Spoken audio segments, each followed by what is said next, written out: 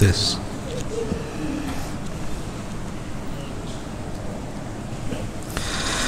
Bismillahirrahmanirrahim. Assalamualaikum warahmatullahi wabarakatuh.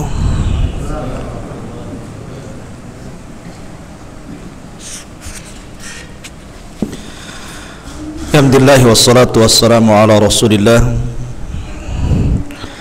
wa ala alihi wa sahbihi wa mawalah wa la hawla wa la quwata illa billahi wa ba'du.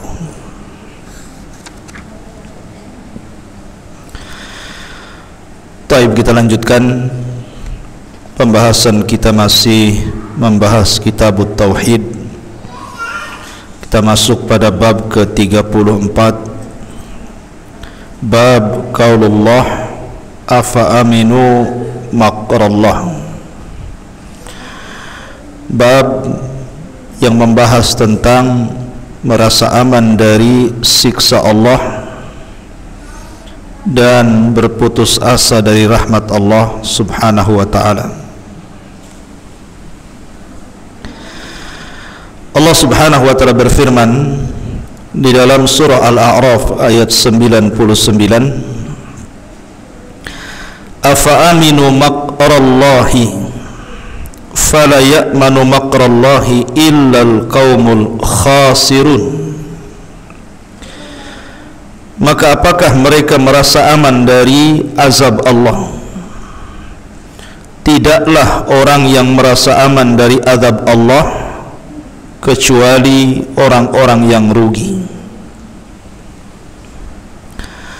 Syekh Muhammad bin Abdul Wahhab mencantumkan bab ini karena orang yang merasa aman dari azab Allah atau dari makar Allah Azza wa Jal menyelisihi tentang tauhid. Karena orang yang bertauhid kepada Allah tidak boleh merasa aman dan harus senantiasa takut, dikhawatirkan sekonyong-konyong Allah subhanahu wa ta'ala akan mengantarkan azabnya kepada kita. Makanya di antara hal-hal yang bisa mengurangi tauhid adalah merasa aman dari makar Allah. Sinilah dicantumkan bab yang ke-34 ini. Ma'asyiral muslimin yang dimuliakan Allah subhanahu wa ta'ala, bicara tentang makar ataupun azab Allah subhanahu wa ta'ala, maka kita melihat tentang kisah-kisah di dalam Al-Quran bagaimana Allah subhanahu wa ta'ala menyiksa orang-orang sebelum kita karena mereka merasa aman dari makar Allah. Ada satu kisah di dalam surah Yasin,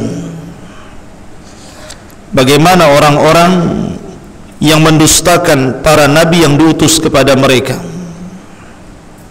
bahkan mereka meminta kepada para nabi itu untuk membuktikan kalau mereka benar, datangkan azab Allah kepada mereka. Maka karena mereka menantang Allah dan merasa aman dari azab Allah, betul-betul Allah kirimkan kepada mereka. Allah utus satu malaikat yang sangat kokoh kuat, Jibril alaihi salatu wassalam, berdiri di pintu desa, kemudian berteriak satu teriakan, maka cukup menghancurkan kota itu. Begitu juga kisah Ashabul Jannataini yang Allah jelaskan di dalam surah Al-Kahfi. Ketika Allah subhanahu wa ta'ala anugerahkan ke negeri Yaman, ada sebuah penduduk negeri itu Allah anugerahkan banyak kenikmatan yang luar biasa. Makanya disebut Jannataini, karena saking indahnya, suburnya, banyak buah-buahan di dalamnya, disebut jannah, surga. Dan Allah limpahkan kekayaannya kepada penduduk negeri itu. Bayangkan, tidak ada musim, berbuah terus setiap hari. Kalau kita nunggu duren, nunggu musim duren lah ya. Ingin mangga, nunggu musim mangga. Ingin apa lagi? Kecuali antum ke pasar semua ada. Tetapi Allah berikan nikmat yang luar biasa. Kebun itu tidak pernah ada musimnya, setiap hari berbuah. Bahkan kalau orang masuk kebun itu membawa keranjang di atas kepalanya, keluar sudah penuh, nggak usah dipetik. Saking Allah mudahkan itu. Tetapi fakafarat bi an umillah, mereka kufur dengan nikmat Allah Azza wa Jal, merasa aman dari makar Allah Azza wa Jal. Akhirnya Allah Subhanahu wa Ta'ala kirim tikus-tikus sebesar kucing. Besar nggak tuh tikus sebesar kucing itu? Besar, ya kan? Dan begitulah Allah Subhanahu wa Ta'ala kalau mengirim tentara-tentaranya, cukup diutus tikus saja. Tikus itu masuk ke dalam benteng, yang benteng itu untuk membentengi bendungan, waduk. Waduk dulu kan terbuat dari kayu, bukan kayak sekarang pakai semen. Mana ada gigi tikus bisa makan semen. Artinya bahwa tikus-tikus ini menggerogoti kayu-kayu itu, akhirnya jebol. Kemudian Sad Ma'rib, bendungan sungai Ma'rib akhirnya pecah. Maka sungai itu menghantam dua kebun tadi, habis. Begitulah Allah Subhanahu wa Ta'ala mengirim azab bagi orang-orang yang merasa aman dari makar Allah Azza wa Jalla. Namrud ini merasa aman dari makar Allah. Dia merasa bisa menghidupkan dan bisa mematikan. Ana uhyi wa umit, saya bisa menghidupkan, saya juga bisa mematikan. Maka Allah Subhanahu wa Ta'ala kirim satu nyamuk. Bayangkan, tidak perlu Allah kirim buaya darat. Allah kirim satu nyamuk masuk di telinganya, kemudian menghancurkan otaknya. Terpaksa dia menggedor-gedorkan kepalanya supaya nyamuknya keluar. Akhirnya dia mati. Satu nyamuk cukup untuk menghilangkan kesombongan Namrud.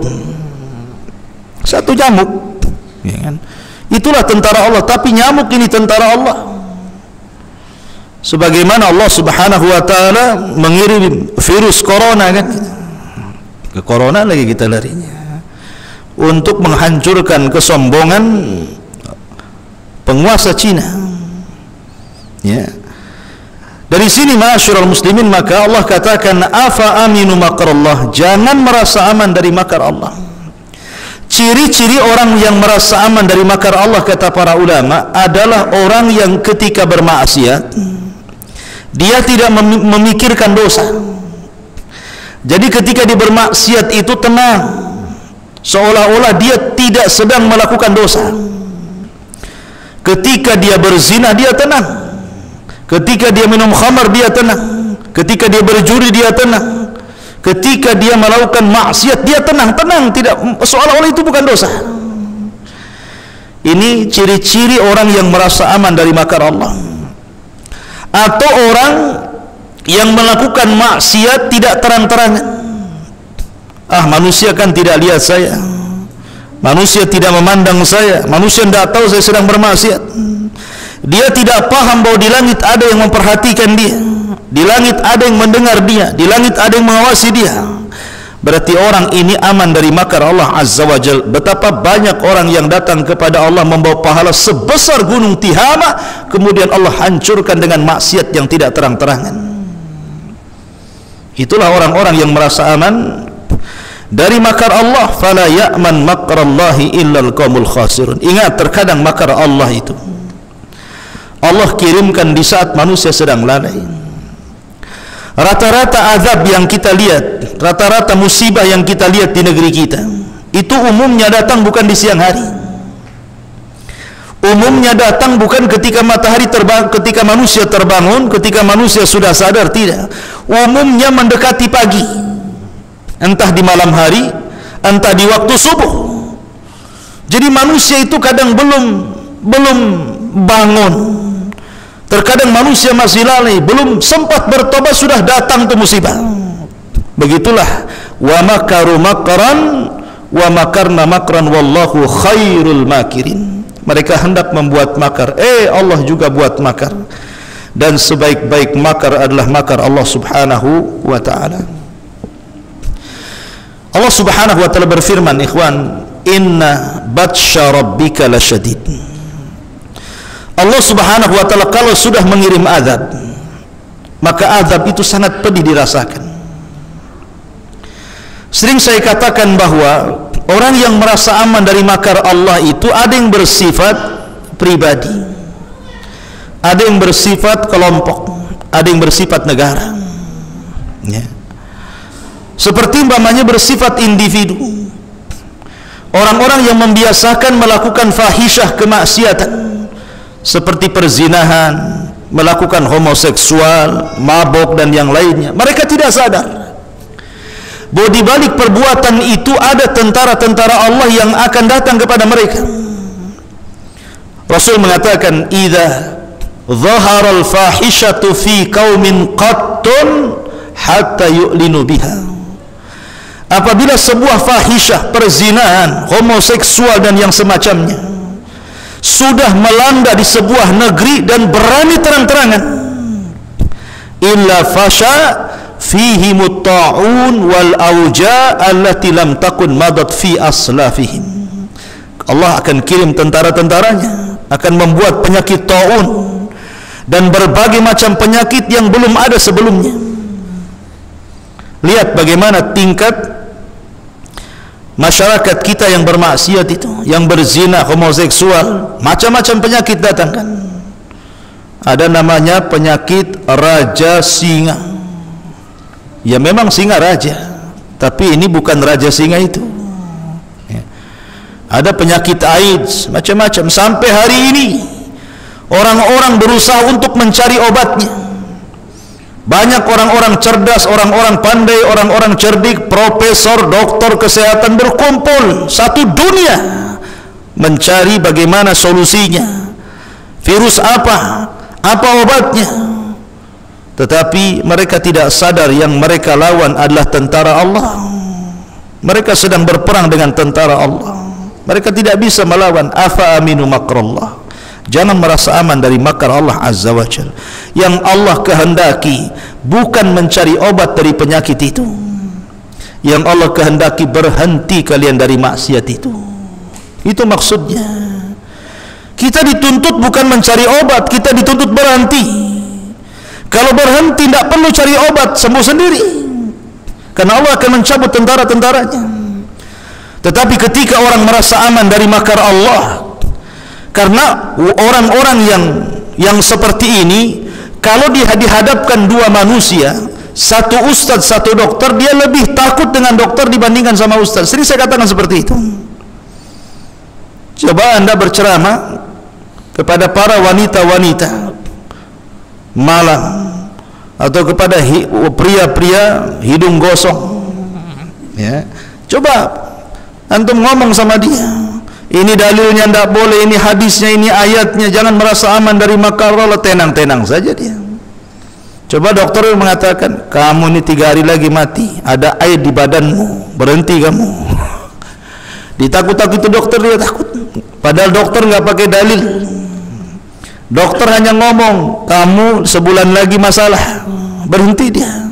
Coba bayangkan, dia takut sama dokter tapi tidak takut kepada Allah. Itulah orang merasa aman dari makar Allah Azza wa Jalla. Ada sifatnya memang melembaga. Makar Allah itu bisa datang, sifatnya melembaga seperti sebuah negara.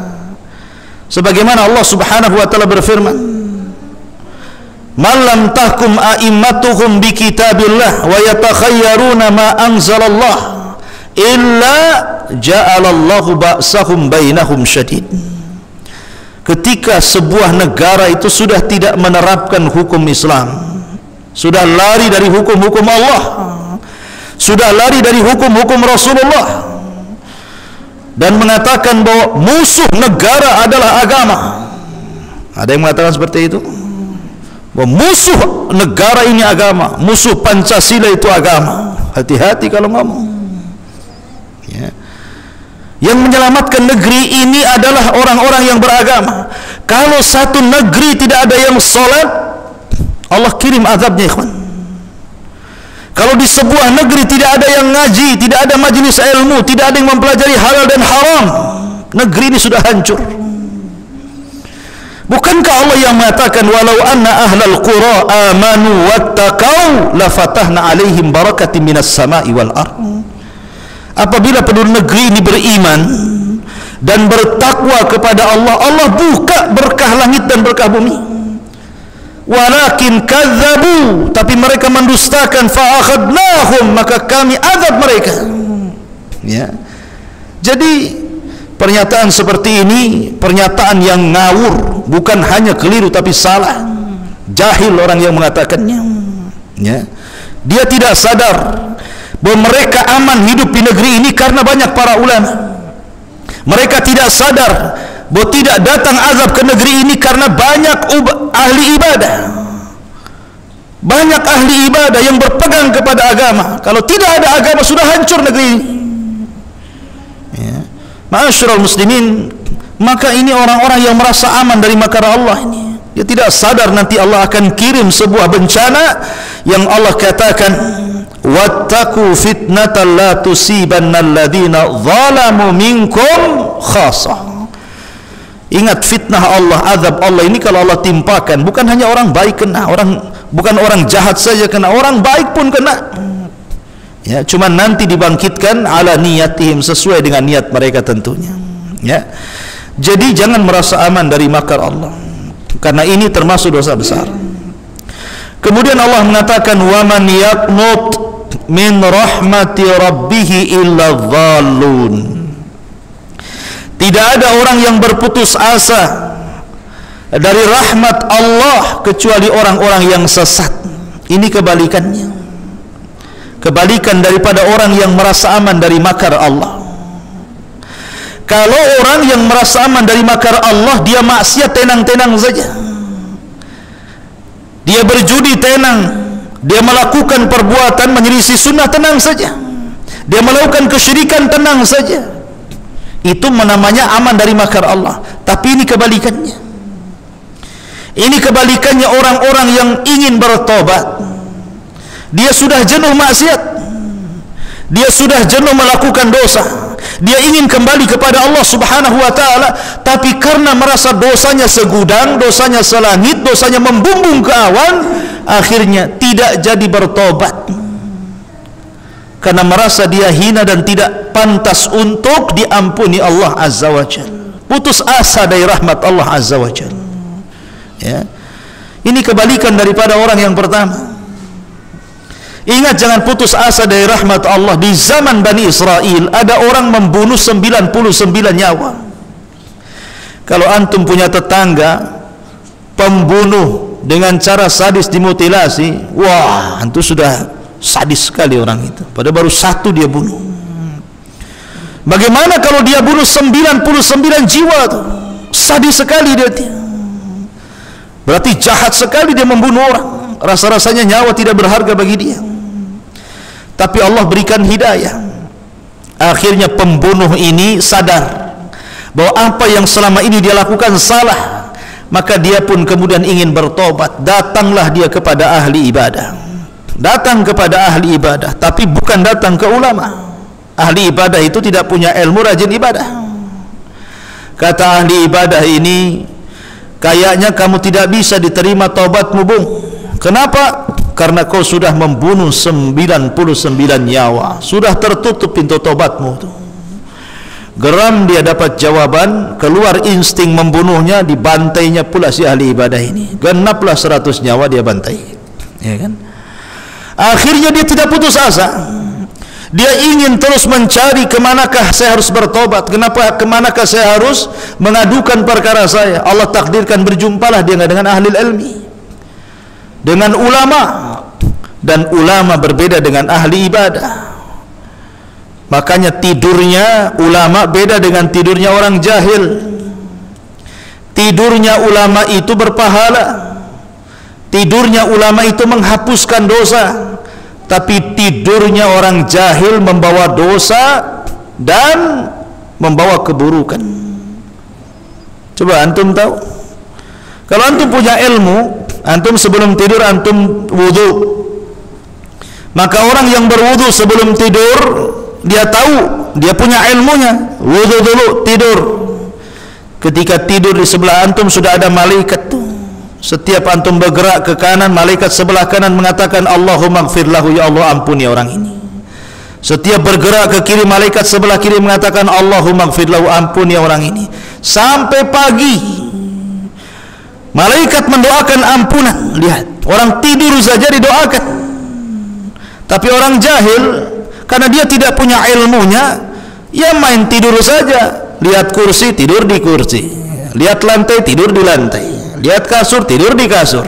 Nggak peduli. Ya, lihat guling bantal, langsung tidur kan itu. Maka di kiri kanannya setan.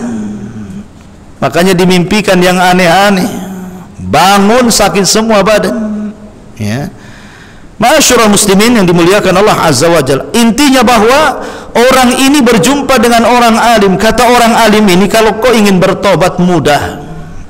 Kamu harus berjalan ke sebuah kampung. Noh, di sana ada kampung. Semua orang soleh, semua para ulama, semua ahli ibadah. Kau bisa belajar kepada mereka supaya engkau diampuni dosamu. Akhirnya dikasih alamat. Berangkatlah anak laki-laki yang sudah membunuh 100 jiwa ini. Di tengah jalan Allah takdirkan meninggal dia. Ketika dia meninggal itulah dua malaikat rebutan rohnya. Kata malaikat azab, ini ruh bagian saya. Dia pantas masuk neraka. Yang dibunuh sudah 100 nyawa. Datang malaikat rahmat menarik ruhnya dan mengatakan, dia bagian saya. Karena walaupun dia sudah membunuh 100 nyawa, toh dalam hatinya ada keinginan bertobat kepada Allah, dia pantas mendapatkan rahmat. Akhirnya rebut-rebutan, Allah subhanahu wa ta'ala kirim malaikat pemutus, malaikat hakim, dan dikatakan kis bainal aradaini. Sudahlah, tidak usah ribut. Sekarang ukur saja antara kematian dia, jarak kepada orang alim dengan jarak ke kampung orang soleh yang akan dituju, mana dekat. Ya. Kalau dekat ke kampung yang mau dituju, berarti dia sudah mendapatkan rahmat. Kalau dekat kepada orang yang bertanya kepada orang alim dan masih jauh dari kampung itu, maka memang dia layak mendapatkan adab. Akhirnya Allah lipat, subhanallah. Padahal jarak ke kampung itu lebih jauh dibandingkan kepada orang alim. Tapi karena rahmat Allah luas dibandingkan murkanya, Allah lipat bumi itu jadi lebih dekat ke kampung itu, bayangkan. Itulah rahmat Allah Azza wa Jalla. Allah itu luas rahmatnya, kasih sayangnya lebih luas daripada murkanya. Maka ketika diukur, bukan ukuran tukang, ukuran malaikat, ya, maka akhirnya kemudian lebih dekat ke negeri tersebut. Maka malaikat hakim mengatakan, ambillah ruh itu wahai malaikat rahmat, masukkan dia ke dalam surga. Begitulah gambaran orang-orang yang tidak pernah putus asa mencari taubat, tidak putus asa mencari hidayah. Karena banyak orang-orang yang putus asa. Mungkin dari kecil dia maksiat sampai dia tua baru mau tobat, mikir Allah ini mengampuni saya atau tidak, pantas gak saya diampuni, pantas saya mendapatkan ampunan. Akhirnya dia pun putus asa. Ketika putus asa itulah balik lagi dia maksiat. Ya. Maka jangan pernah putus asa dari rahmat Allah, karena inna rahmati wasi'at ghadabi, rahmatku lebih luas dibandingkan kemurkaanku. Ya, rahmatku lebih luas dibandingkan kemurkaanku. Rahmat Allah luas, dan kasih sayang Allah kepada hambanya jauh lebih sayang dibandingkan seorang ibu kepada anaknya. Ketika Nabi SAW menawan beberapa tawanan, ada wanita kemudian punya bayi, tiba-tiba bayinya hilang di dalam tawanan itu. Maka wanita ini menjerit-jerit, menangis-nangis, mencari-cari bayinya. Kemana bayi saya? Kemana bayi saya? Dia cari ke sana kemari, dia ketemu. Ketika sudah putus asa, sudah tidak punya lagi ingin hidup lagi karena sudah buah hatinya hilang. Tiba-tiba Allah takdirkan bayi itu ketemu. Masya Allah, bahagianya, sayangnya ibu itu kepada bayi itu luar biasa.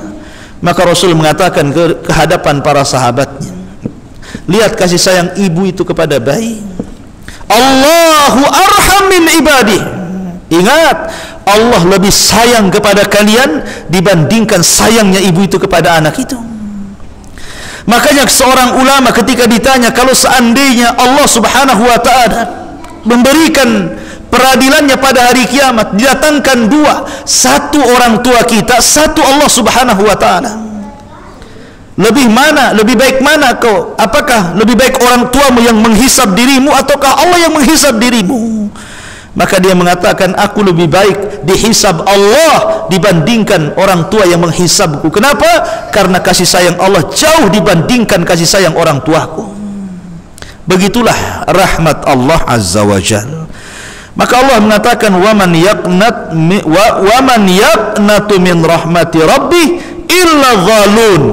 Ya, tidak ada orang-orang yang putus asa dari rahmat Allah Azza wa Jalla kecuali orang itu sesat, pasti sesat.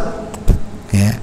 Kemudian hadis Nabi sallallahu alaihi wasallam bersabda dari Ibnu Abbas radhiyallahu anhuma, Rasul ditanya tentang dosa-dosa besar, maka beliau kemudian menjawab, asyirku billah wal ya'su min rauhillah wal amnu min makrillah. Pertama, syirik kepada Allah. Yang kedua, putus asa dari rahmat Allah. Yang ketiga, merasa aman dari makar Allah. Lihat, Allah di sini Rasul sallallahu alaihi wasallam meletakkan putus asa dari rahmat dan aman dari makar setelah kesyirikan. Setelah kesyirikan kepada Allah menunjukkan bahwa ini dosa besar. Ya. Dan dosa besar itu, setiap dosa yang ada hukumannya secara khusus, baik di dunia ataupun di akhirat. Di dunia secara khusus, kalau maling dipotong tangan, kalau berzina dan dia muson dirajam, kalau dia minum khamar didera dipukul 40 kali, di zaman Rasul, di zaman Umar 80 kali. Itulah hukuman khusus di dunia. Ataupun hukuman khusus di akhirat, diancam dengan azab, diancam dengan neraka, diancam dengan jahanam, diancam dengan wail, diancam dengan lembah, dan begitu seterusnya. Maka setiap dosa yang ada ancaman khusus di dunia dan ada ancaman khusus di akhirat, berarti dosa itu dosa besar. Dalam bahasa lain, kullu ma khutima bil la'nati wal ghadabi wal wa'idi fahuwa minal kabair. Kata para ulama, setiap dosa yang ada laknatnya, yang ada murkanya, yang ada ancamannya, maka dosa itu disebut dosa-dosa besar. Dosa kecil ya di bawah itu, ya. Lah di antara dosa besar adalah putus asa dari rahmat Allah dan merasa aman dari makar Allah. Abdul Razzaq As-San'ani meriwayatkan dari Abdullah bin Mas'ud radhiyallahu anhu, akbarul kabair al-isyraku billah wal amnu min makrillah wal qunutu min rahmatillah wal ya'su min rauhillah. Di antara dosa-dosa besar itu, maksudnya dosa-dosa besar yang paling besar. Ada dosa besar, tapi ada dosa besar di atasnya dosa besar lagi, gitu maksudnya. Kemudian Rasul menyebutkan, satu, syirik kepada Allah. Dua, merasa aman dari siksa Allah. Tiga, putus asa dari rahmat Allah. Dan empat, putus harapan dari kebaikan Allah Subhanahu wa ta'ala. Apa bedanya putus asa dari rahmat Allah dengan putus harapan dari kebaikan Allah? Ya. Kalau putus asa dari rahmat Allah ini, memang dia suudon kepada Allah. Orang ini suudon, berburuk sangka kepada Allah. Kalau dia bertobat, Allah tidak akan ampuni, gitu maksudnya. Suudon dia. Adapun dia putus harapan dari kebaikan Allah, dia tidak yakin bahwa setiap kebaikan ada balasannya. Ya, setiap kebaikan itu ada balasannya.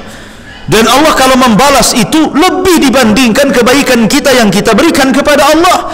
Makanya sering saya katakan, orang masuk surga itu karena rahmat, bukan karena keadilan.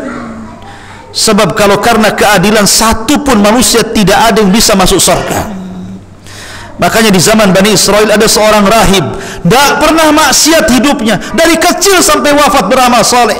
Kemudian dia berada di depan pintu surga. Allah katakan, udkhul jannah, masuk ke dalam surga. Tapi seorang rahib ini mengatakan, tidak ya Rabb, Ketika Allah mengatakan udkhul al-jannah bi rahmati, masuklah ke dalam surga karena rahmatku. Tiba-tiba dia mengatakan, tidak ya Rabb, saya tidak ingin masuk surga karena rahmatmu. Karena rahmatmu hanya diberikan kepada orang-orang yang ahli maksiat, yang kau masukkan ke dalam surga, wajar mereka mendapatkan rahmat. Tapi aku tidak pernah maksiat. Kenapa aku harus masuk surga dengan rahmatmu? Aku ingin masuk surga karena amalanku. Aku ingin masuk surga karena solatku, karena doaku, karena baca Quranku, karena pokoknya aku tidak mau rahmatmu. Betul-betul aku ingin masuk surga karena aku sudah beramal soleh. Kata Allah, baik, sekarang hitung kebaikanmu berapa. Hitung kebaikanmu seberapa, mulai dari kau lahir sampai kau mati, berapa kebaikanmu. Dihitunglah kebaikan dia. Rupanya kebaikan dia tidak sebanding dengan nikmat Allah berupa penglihatan. Kita bisa melihat itu nikmat. Rupanya satu nikmat Allah tidak bisa menandingi seluruh kebaikannya. Baru satu nikmat itu, belum lagi nikmat yang lainnya. Ya.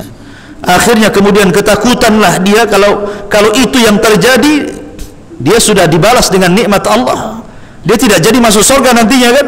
Akhirnya dia mengatakan, ya sudah ya Rabb, masukkan aku karena rahmatmu, katanya. Lihat. Ya. Ma'asyiral muslimin yang dimuliakan Allah Azza wa Jalla. Jadi yakinlah bahwa setiap perbuatan kita itu ada balasannya. Dalam bahasa ulama, kama tadinu tudan. Sebagaimana engkau melakukan perbuatan, sebagaimana itu pula Allah akan membalas perbuatan itu, baik-baik ataupun buruk. Jazaa'ul ihsan ilal ihsan, balasan yang baik kebaikan. Tetapi al-jaza'u min jinsil amal, terkadang balasan keburukan itu juga sesuai dan setimpal dengan amalannya. Kama tadinu tudan, sebagaimana kau melakukan sesuatu, begitu pula Allah akan lakukan sesuatu kepadamu. Anda menyakiti tetangga, nanti ada tetangga yang menyakiti kamu. Anda mendolimi orang, nanti ada orang yang mendolimi kamu. Anda menjahati orang, nanti ada orang jahat datang kepadamu. Anda mengambil hak orang, nanti akan ada orang mengambil hak kamu. Begitulah kama tadinu tudan. Sebagaimana kau melakukan sesuatu, maka Allah akan lakukan sesuatu yang sama kepadamu. Baik kebaikan, Allah balas dengan yang lebih baik, ataupun keburukan, Allah balas dengan keburukan yang setimpal dengan perbuatannya. Ma'asyiral muslimin yang dimuliakan Allah Azza wa Jalla, maka termasuk iman ataupun termasuk aman dari makar Allah atau azab Allah dan berputus asa dari rahmat Allah, kedua-duanya menyelisihi tauhid. Menyelisih tauhid, ya, dan mengurangi tauhid, dan bisa masuk kepada kesyirikan, ya, bisa masuk kepada kesyirikan, ikhwatu fiddin. Oleh karena itulah maka di sini dicantumkan bab apa-apa yang bisa mengurangi tauhid, merasa aman dari siksa Allah dan putus asa dari rahmat Allah, pada bab ke-34. Wallahu a'lam. Kita masuk nanti pada bab ke-35. Baik, sebelum saya tutup, sila kalau ada orang yang nak bertanya.